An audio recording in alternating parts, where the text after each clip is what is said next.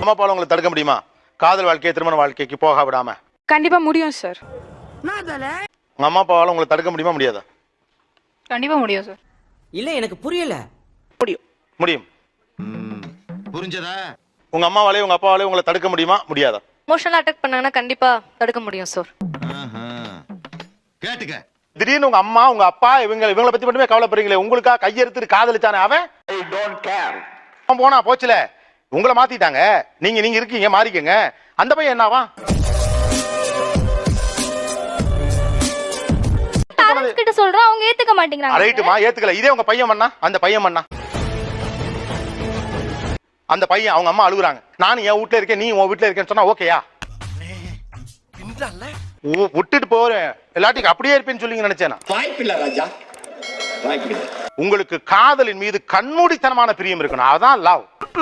அது எங்க இருக்கு?